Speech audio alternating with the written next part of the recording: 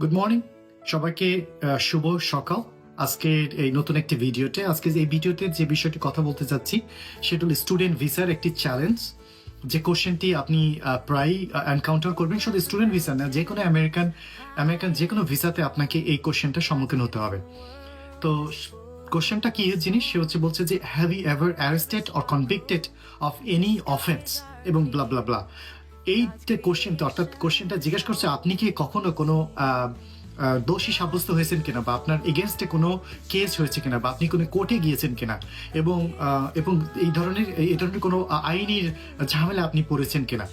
এখন আমার প্রশ্ন হচ্ছে, যখন আপনি এই প্রশ্নটা পাবেন, যদি আপনাকে কখনোই যদি কোর্টে না যেতে হয়, তাহলে নিশ্চয়ই সেখানে আপনি নো দিবেন।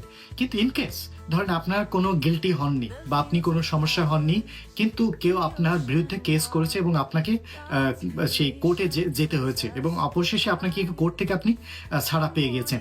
এখন আমার প্রশ্ন হচ্ছে, কিন্তু আপনার কোনো গিলটি হয়নি, কিন্তু এই প্রশ্নটা আপনি যখন গুগলে করবেন, গুগল কি উত্তর দিচ্ছে শুনুন।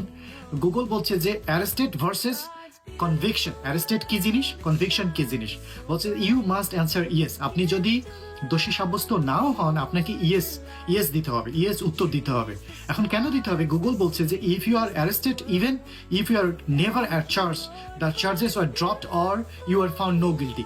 আপনাকে যেহেতু অ্যারেস্ট করা হয়েছে এবং আপনি যেহেতু অবশেষে যে আইনের ফ্যাকাল্টিতে গিয়েছিলেন, সেখানে আপনাকে দোষী সাব্যস্ত করা হয়নি, এবং আপনি সেই কেস থেকে আপনি কি করেছেন, আপনি বের হতে পেরেছেন। এখন আমার প্রশ্ন হচ্ছে, এই ধরনের ক্রিটিক্যাল কোশ্চেনগুলো আপনি কিভাবে উত্তর দিবেন? এখন হচ্ছে কি, অনেক সময় হয় কি, এর জন্য ইমিগ্রেশন লয়ার, এই ধরনের কিছু কিছু কোশ্চেন আছে যে সিনারিও বেস কোশ্চেন্স, যে আপনি যে সিনারিও বেস গুলো কোশ্চেন আছেন, সেই কোশ্চেন গুলোতে কি হবে যে আপনি কিছু কিছু বিষয়গুলো আছে যে আপনি নিজে উত্তর দিতে পারছেন না, তখন আপনাকে কি করতে হবে? ইমিগ্রেশন লয়ারের স্বর্ণপন্ন হতে হবে। এখন আমার প্রশ্ন হচ্ছে, আমি জানি না যে বাংলাদেশে আদেও ইমিগ্রেশন লয়ার আছে কিনা। যদি থেকে থাকে তাহলে নিশ্চয়ই ভালো, এবং আমি আপনাকে হাইলি এনকারেজ করবো, যদি আপনি কিছু ডলার খরচ করবেন, আমি আপনাকে আমেরিকান ইমিগ্রেশন লয়ার নিতে বলবো। তারা একটা সঠিক পরামর্শ দিবে আপনার স্পেসিফিক কেসের জন্য।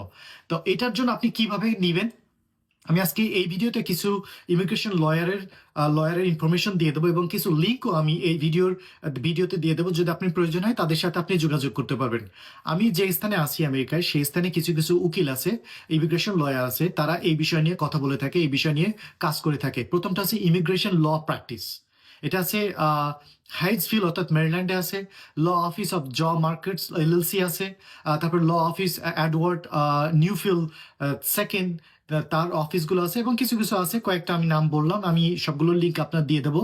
যদি আপনি মনে করেন, তাদের প্রসেসটা হবে এরকম, আপনি তখন তাদের ওয়েবসাইটে যাবেন, এবং তাদের ওয়েবসাইটে গিয়ে যখন আপনি একটা অ্যাপয়েন্টমেন্ট করতে চেষ্টা করবেন, তারা কি করবে, আপনাকে নিশ্চয়ই একটা কি অ্যাপয়েন্টমেন্ট ফি দিতে হবে, অর্থাৎ ক্যাজুয়াল করতে হবে, এবং তার সাথে কথা বলার জন্য একটা মিনিমাম ফি দিতে হবে, এবং ফির মাধ্যমে আপনি তার কনসাল্টিং এর করার সুযোগটা পাবেন।